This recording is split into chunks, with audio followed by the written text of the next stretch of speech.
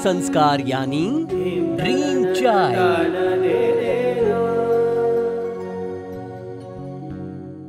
गर्भस्थ शिशु का श्री गणेश जी के साथ संवाद।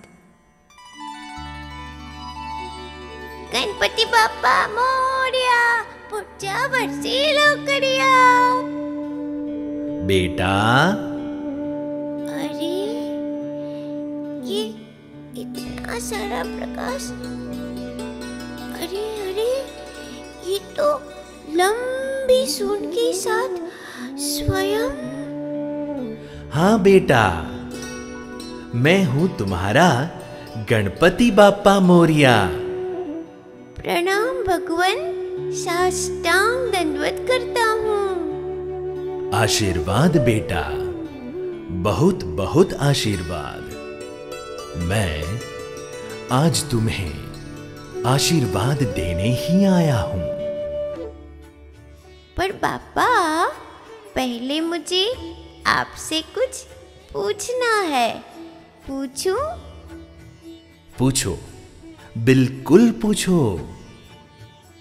आपके कान इतने बड़े बड़े क्यों हैं? वो ही तो है मेरा पहला आशीर्वाद।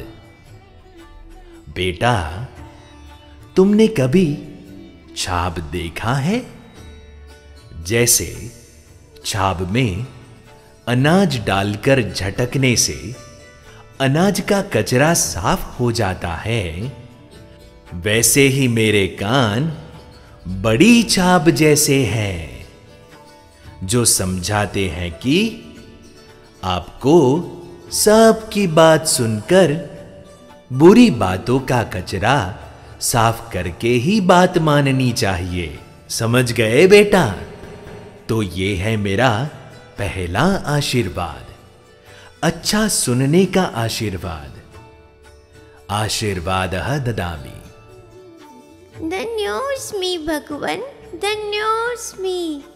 और आपकी इस लंबी सूंड का मतलब क्या है?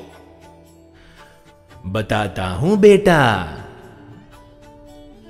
मेरी लंबी सूंड से मैं केवल नजदीक की ही नहीं, दूर की चीजें भी अपने तक ला सकता हूं। बिल्कुल उसी प्रकार तुम छोटी नहीं, लंबी सोच रखना, दूरंदेशी यानी विजनर बनना। यह मेरा दूसरा आशीर्वाद है, अच्छा और लंबा सोचने का आशीर्वाद।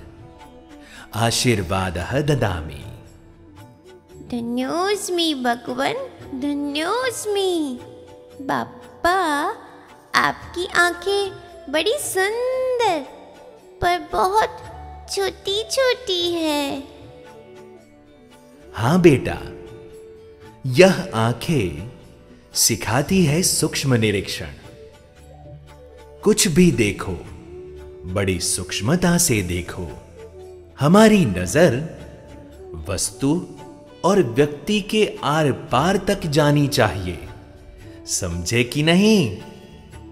यह मेरा तीसरा आशीर्वाद है, अच्छी दृष्टि का आशीर्वाद। आशीर्वादः ददामि। धन्योस्मि भगवान, धन्योस्मि। अब बारी आती है लड्डू की। लगता है तुम्हें भूख लगी है।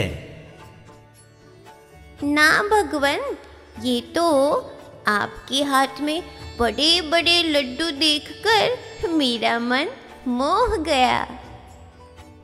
ऐसा होता है बेटा। अब मैं उनकी ही बात करने जा रहा हूं।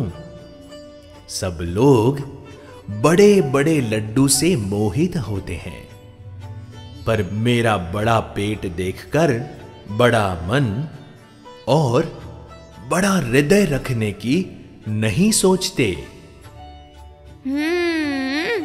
मम्मा ने बताया था आपका विशाल पेट क्षमा रखना सिखाता है। यही तो है मेरा चौथा आशीर्वाद। बड़ा मन रखो, बड़ा हृदय रखो, गुस्सा या प्रतिशोध नहीं, क्षमा रखो। ये बात सारे लड्डुओं से बहुत बहुत बड़ी है। ये है मेरा चौथा क्षमा का आशीर्वाद। आशीर्वादः ददामि। धन्योस्मि भगवन, धन्योस्मि। पर भगवन, आप इतने बड़े और आपका वाहन उंदर जी इतना छोटा। उस बात में भी एक राज है बेटा। चूहा मन की चंचलता का प्रतीक है। मन छोटा है पर बड़ी बड़ी समस्याएं खड़ी कर देता है। इसीलिए मैं मन के प्रतीक समान चूहे पर बैठकर उस पर नियंत्रण रखता हूं। और ये देखो, मेरे छोटे छोटे पैर, ये पैर भी सिखाते हैं कि किसी काम में जल्दी मत करो, सब कुछ संयम पूर्वक सोच विचार कर करो, समझे? यह संयम ही मेरा पांचवा आशीर्वाद है। आशीर्वादः ददामि। धन्योस्मि भगवन, धन्योस्मि। गणपति बप्पा मोरया। अब मैं जब भी आपके दर्शन करूंगा, मुझे आपकी मूर्ति और आपके सारे आशीर्वाद याद आ जाएंगे। धन्यवाद भगवन, बहुत बहुत धन्यवाद। गणपति बप्पा मोरया, गणपति बप्पा मोरया।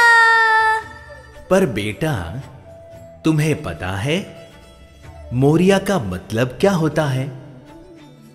मोरया यानी गणपति जी को नमस्कार? नहीं, पता नहीं भगवन। तो सुनो, ये मेरा आखिरी आशीर्वाद है। महाराष्ट्र में पुणे शहर के नजदीक एक गांव है जिसका नाम है मोरगांव। बहुत साल पहले उस गांव में मोरिया गोसावी नाम का एक मेरा भक्त रहता था। वो मेरी इतनी पूजा आराधना करता था कि लोग उसे मेरा स्वरूप मानने लगे। गणपति बापा यानी कौन? मोरिया। ऐसे फिर पूरा देश और पूरी दुनिया बोलने लगी, गणपति बापा मोरिया। ये बात तो पहली बार सुनी। पर उसका मतलब समझे? नहीं भगवन। मतलब है तुम भगवान की उतनी भक्ति करो कि स्वयं को भी भूल जाओ। यही मेरा आखिरी आशीर्वाद है। तुम सदा मुझे भावनापूर्वक याद करते रहना।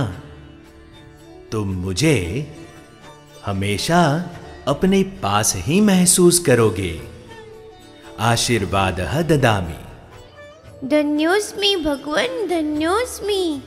आपका बहुत बहुत धन्यवाद जो आप मुझे गर्भ अवस्था में आशीर्वाद देने पधारे। हाँ बेटा, गर्भ संस्कार की बात तो महाभारत में वर्णित अभिमन्यु के प्रसंग से विख्यात है, जो मैंने ही व्यास जी के कहने पर लिखी थी।